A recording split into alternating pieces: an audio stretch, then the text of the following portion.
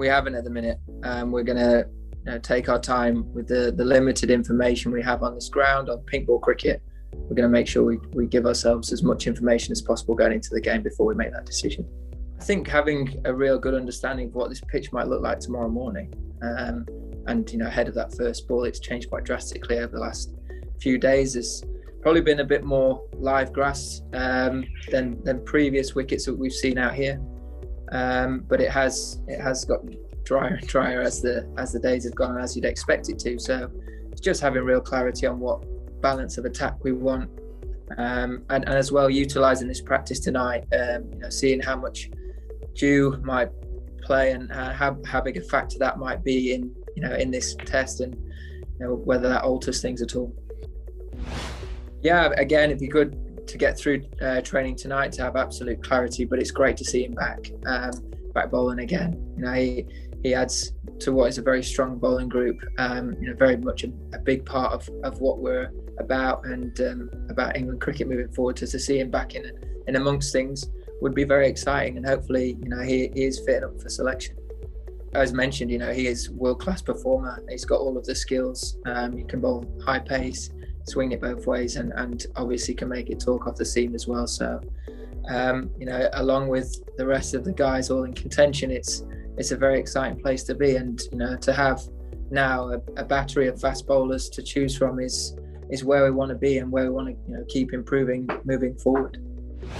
Yeah, well, he's a world-class performer. I think it's been quite tricky for everyone, but as you mentioned, in particular the lefties against him, because of how skillful he is, how good his record has been against our left-handers, and in world cricket his record against left-handed batters. So he's a fine performer at home, and guys just have to keep working hard to try and figure out how they're going to score their runs. I think one thing that I watched how he played Leachy, for example, in the previous game, scoring that 100, how he used the crease to his advantage, not just coming down the wicket but also getting deep in his crease and trying to make it very hard for Jack to bowl one length at him, trying to mix his lengths up all the time. I think we've got to keep being proactive, being smart about how we're going to look to score our runs, and really make it difficult for their spinners to bowl six balls at us.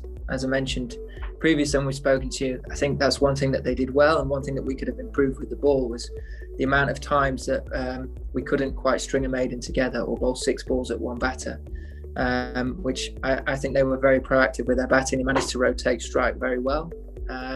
So they're all things that we can take forward as a batting group, and that we can add to our own games and make it a little bit more tricky for them when we come to bat next time. The way that battle finished in the last game was probably one to Jack, so I think he'll gain a lot of confidence from that.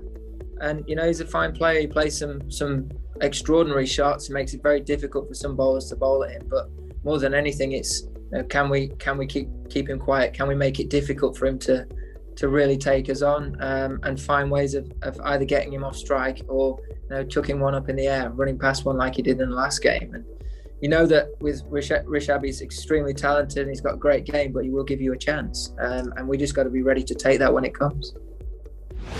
Yeah, I think there's been a trend of the actual all of the pink ball test matches that there have been collapses on occasion. You look at the game that we played against the West Indies, and there was that collapse in the first innings, I think, of their innings.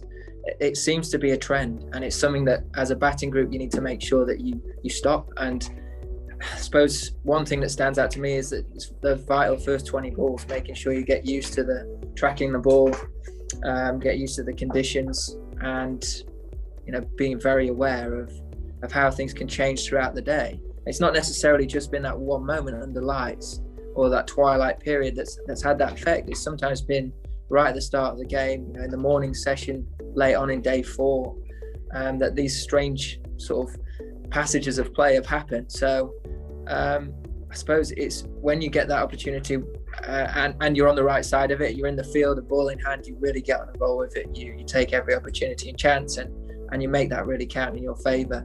Similarly, with a bat in hand, you just got to really make sure that those 20 balls you're fighting with everything you've got to get yourself in, get accustomed to the wicket, the conditions, and make sure that you build that partnership, which is so vital.